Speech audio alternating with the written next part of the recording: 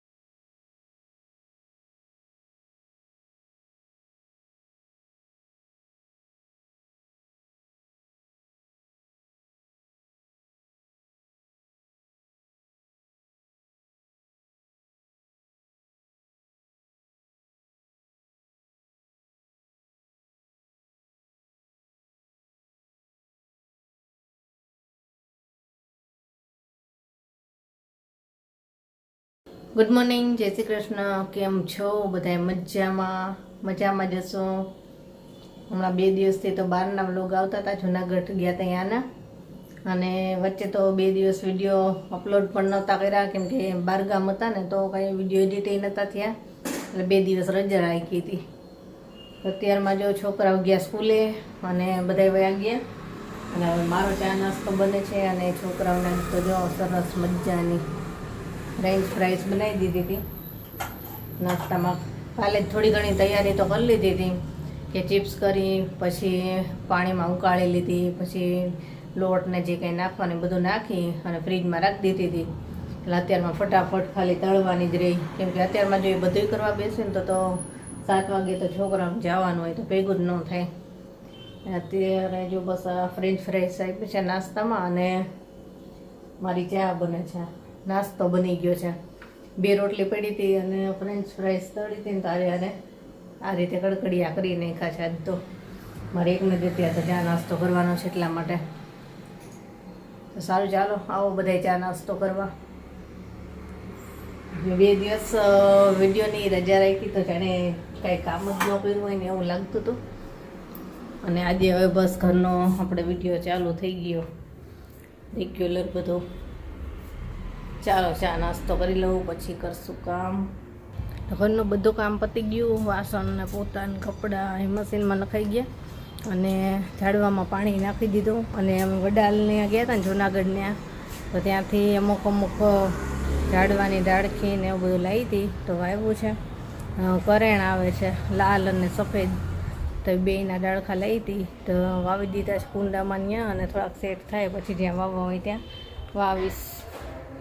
અને ઓલા કુંડામાં જે છોડવા વાવ્યા હતા ને બધે સેટ થઈ ગયા સરસ. અને ઓલા આપણે હંસાબેન શાકભાજીના બી આપી ગયા છે ને, તો મારે થોડોક વરસાદ પડે ને પછી જ વાવવા, ત્યાં સુધી નથી વાવવા, કેમ કે વાવવું ને થોડા ઉગે ને પાછા બળી જાય એવું થાય. એટલે થોડોક વરસાદ પડે ને ઠંડુ થઈ જાય ને પછી જ મારે વાવવા છે. અને અત્યારે શું આવ્યું છે ને જો બતાવું તો આ જો કરણની ડાળખી છે, એક આ છે, એક આ છે, પછી આમાંય છે. એટલે અલગ અલગ કલરની છે, લાલ છે અને સફેદ છે. કઈ ફૂલ ઉગે ત્યારે ખબર પડશે, કેમ કે ડાળખા બધાને સરખા જ લાગતા હતા. બોગનવેલ જો હજી પાન લીલા છે એટલે કદાચ થઈ જાય, કંઈ કહેવાય નહીં. અને આ એ જો મરચાંના રૂપામાં છે ને, આ આગળના ભાગમાં છે ને ઝીણા ઝીણા જીવડા જ થઈ જાય છે. તો હું એટલું કાપી નાખું છું. પાછું ફરીથી થાય છે, નહીં તો પાછું વધતા જાય. અને જો એટલું છે ને મસ્ત ગલકું આવ્યું છે. આજે ફૂલે મસ્ત આવ્યા છે. જો એ ગલકું ઉગ્યું છે, મસ્ત ઉગ્યું છે. હજી એક હતો, હજી એક આવ્યો. 2 ગલકા થયા છે. અને આવી વેલ જો ઘણી ઉગી ગઈ છે. અહીંયા છે, પછી આમાંય સરસ થઈ ગઈ છે. આ ફૂલે મસ્ત આવ્યું છે. અને હજી બીજે ક્યાં કોઈ ઉગી હતી મેં જોઈ હતી, પણ હવે અત્યારે દેખાતી નથી. જ્યાં જ્યાં બી પડ્યા હશે ને આ બધે થઈ છે. અને આ તો આદું છે. તો આટલા ઝાડવા વાવ્યા છે. અને હવે છે ને થોડુંક મારે વિડીયોનું કામ કરવું છે, અને પછી કરીશ હું રસોઈ. તો આજ તો છે ને સુરણ લીધું છે, થોડુંક ગુવાર લીધો છે, રીંગણા છે, ટીંડોળા છે. એટલે એમાંથી શું બનાવીશ કાંઈ નક્કી નહીં, ટાઈમ ઉપર આધાર રહેશે. કેમ કે હજી મારે કુકિંગનો વિડીયો એડિટ કરવો છે, અને વ્લોગનો વિડીયો એ થોડોક બાકી છે, તો એ કરી નાખું અને પછી રસોઈ થશે. જો સુરણ લીધું છે. સુરણમાં છે ને સુરણ સમારવીને ત્યારે એવું થતું હોય છે કે હાથમાં ખંજવાળ આવે બહુ જ. અને એવું ન થાય ને એના માટે આજે હું તમને ટિપ્સ બતાવીશ. જો સુરણનું શાક બનાવીશ ને તો સરસ બને સુરણનું શાક. પણ અમારા ઘરમાં ઓછું ખાય છે, ક્યારેક ભાગ્યે જ સુરણ ખાઈએ, નહીં તો ના ખાઈ. ગુવાર છે, રીંગણા છે. ચાલો જમવા. તો ગુવારનું રસાવાળું શાક બનાવ્યું છે, રોટલી છે, અને છે ને સાંજે દૂધપાક બનાવ્યો હતો. તો દૂધપાક છે. દૂધપાક અમારે છે ને બધાને ગરમ કરતાં ઠંડુ વધારે ભાવે, ફ્રીજમાં મૂકેલું હોય ને. દૂધપાક છે અને છાશ છે. જેને દૂધપાક ખાવો હશે ને એ છાશ નહીં પીવે, ને છાશ પીવી હશે ને દૂધપાક નહીં ખાય. કેમ કે છાશ અને દૂધવાળું બે મિક્સ ન કરવા દે કેવી રીતના પપ્પા. અને ગુવારનું શાક છે ને તો એમાં ડુંગળી નહીં ખાવા દે. દૂધવાળું ખાવું હોય ને તો પહેલેથી જ કહી દે કે દૂધપાક જો ખાવું હોય તો ડુંગળી નહીં. ચાલો જમવા. છોકરાઓ આવી ગયા છે, એને પપ્પા આવે છે. સુરણનું શાક બનાવવાનું હતું, પણ મારે એનો વિડીયો બનાવવો છે ને, એટલે મેં અત્યારે ન બનાવ્યું. ઉતાવળમાં પછી મજા ન આવે. અને બધું હવે કાલે નિરાતે સુરણનું શાક સરસ બનાવીશું. તો ચાલો જમી લઈએ. સાંજ થઈ ગઈ છે અને આપણે શરબત બનાવશું. આ શું છે કોને ખબર છે? હાલો હું જ કહી દઉં. આ બીજોરા છે. અમે જુનાગઢ ગયા હતા ને, ત્યાંથી વડાલ ગયા હતા. તો વડાલ અમારા સંબંધીના ઘરે બીજોરાનું ઝાડ હતું. પાછી એની જો મોટું બીજોરું તોડ્યું હતું. એમને કંઈક આ છે ને પાકેલું છે ને આનું શરબત બનાવજો, મસ્ત બને. લીંબુ શરબત બનાવે ને એ રીતે જોઈએ. હાલો શરબત બનાવી અને જોઈએ કેવો લાગે છે. આની સુગંધ છે ને સંતરા જેવી આવે. અંદરથી કેવું હોય ને એ નથી ખબર આપણને. જેની એક નાનું હતું ને એ કાપ્યું હતું તો લીંબુ જેવું હતું કાંઈ એની. તારું શરબત બનાવી.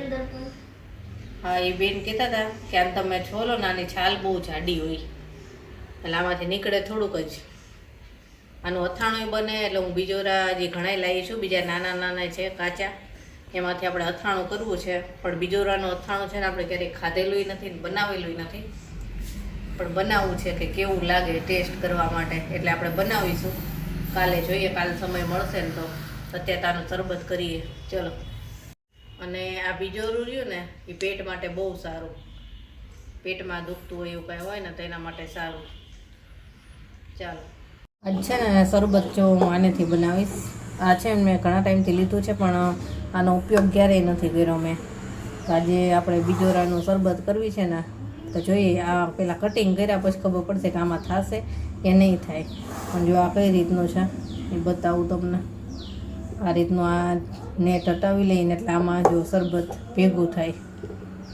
સંતરાનું મોસંબીનું એનું શરબત કરવું હોય ને તો આ સરસ છે. જો નીચેથી આવું છે પાછું. એટલે ઘણા ટાઈમથી લીધું છે મેં, પણ હજી ઉપયોગ નથી કર્યો. હાલો હવે શરબત બનાવવું. શરબત બનાવવા માટે છે ને આપણે પહેલાં બીજોરાના 2 ભાગ કરી લઈએ.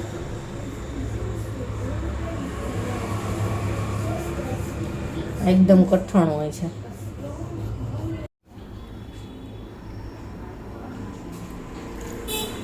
તો 2માં આપણે શરબત લઈ લીધું છે, અને આપણે સ્ટ્રો પણ રાખી દઈએ એટલે વધારે મજા આવે છોકરાઓને. હાલો બીજોરાનું શરબત પીવા. પીને દેજો કેવું લાગ્યું લે કેવી જો કેવું લાગ્યું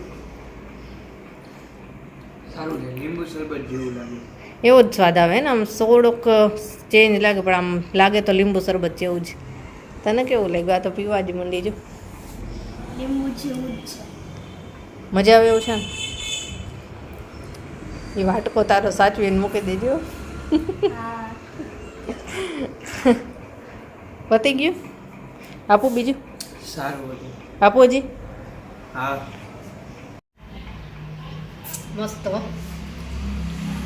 મજા આવી એકદમ આમ લીંબુ શરબત પીતા હોય ને એવું જ લાગે પણ આમ થોડોક ફેર લાગે પણ મજા આવે એવું શરબત છે હે ને હા. લીંબુ શરબત કરતાંય વધારે મજા આવી સારું લાગ્યું જો આ તો બે વાટકા ભરીને પી ગઈ ચાલો શરબત પીવા શરબત પી લીધું અને હવે કરશું રસોઈ તો રસોઈમાં તો અત્યારે એ છે ને ખાલી મસાલા ભાત બનાવવા છે કેવીને આજે બપોરનું એમ કહે છે કે મને પેટમાં દુખાય છે એટલે જ એને બીજો મને શરબત પીવડાવ્યું હે એટલે અત્યારે ખાલી છે ને સાદા સિમ્પલ મસાલા ભાત બનાવી નાખું છું કેવીનના પપ્પા આજ છે ને બપોરે બહુ જ મોડા જમવા આવ્યા હતા એટલે એમનું કાંઈ નક્કી નહીં જમે તે નોય જમે ખાલી મસાલા ભાત કરી નાખું જેને એને મસાલા ભાત ખાવા છે તો ચાલો બનાવી નાખીએ મસાલા ભાત